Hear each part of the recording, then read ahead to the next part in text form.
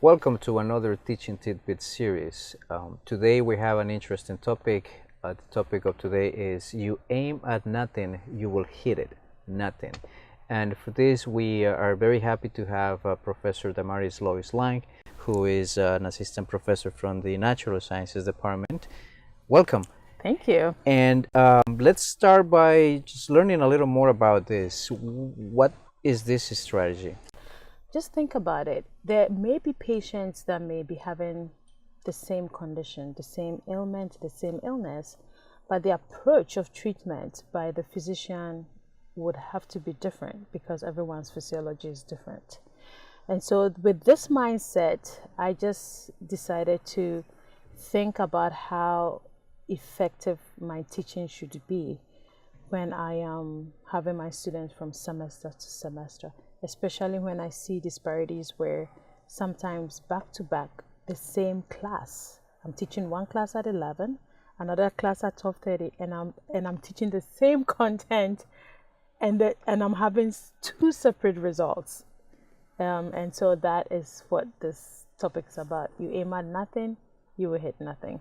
How do we approach this, or how do we implement this strategy that you mentioned? What do you do? Okay. One of the things that I do, which I know most instructors do, is to assess the students, evaluate, assess them at the beginning.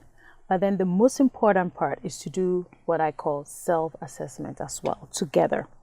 So this is a case where I just test the students, I give them a general quiz on every topic pertaining to the class, just for them to know where they are. And then I sit down and say that, okay, this is the group of students I'm receiving this semester or in this particular class. What is the approach? Some of the students may have certain strengths in certain areas than others, and to give me a better idea of how to approach the topics. Back in the day before I started this, which is fairly recent, I would assume I'm teaching the first topic and all the students are very much on point, and I'm assuming that they are going to be on point on all the other topics, and I'm realizing that is not happening. And then I'm thinking, is it them being lazy? What's going on? But just doing this just gives me a clearer understanding of what group of students I'm working with and how to, most importantly, self-assess my teaching methodology to accommodate the group of students that I'm getting for that particular class. I see. And applying this approach, how did it change the way that you teach? That's interesting. So the obvious thing that everyone can think of is that it helped me be able to better plan my teaching lessons and be able to more accommodate the group of students that I was working with. Sometimes it was all over the place, sometimes it was more general, and so again the teaching became more organic. But the interesting thing that happened was sometimes the students were capable, but then they did not even have the time. And one particular semester, I literally sat with a couple of students that were a group of friends and looked at their schedule and worked out a timetable for them together.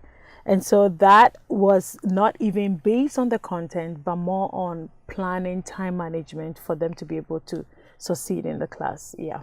This is great because you're going to be able to do an early intervention, if you want to use those terms, because right at the beginning you're discovering some of those needs or deficiencies that students would have in the class, and then you're addressing it right away. Exactly. Anything that you want to recommend to your colleagues? This is something that is pretty important. It will reduce your frustrations, assessing your students, making sure you know the students that you are working with, and more importantly, self-assessing. the self-assessment is of utmost importance, because that way your approach is again more organic, is more productive, is more directed. And if you're not comfortable with this whole counseling part about working time schedule and timetable with the students, at least it will help you design the way you deliver your content differently, and that would make your class more productive. I want to thank you for this for sharing this strategy, and then we're hoping that you find it very useful. And till the next time we bring another teaching tidbit. Thank you. Thank you. Thank you.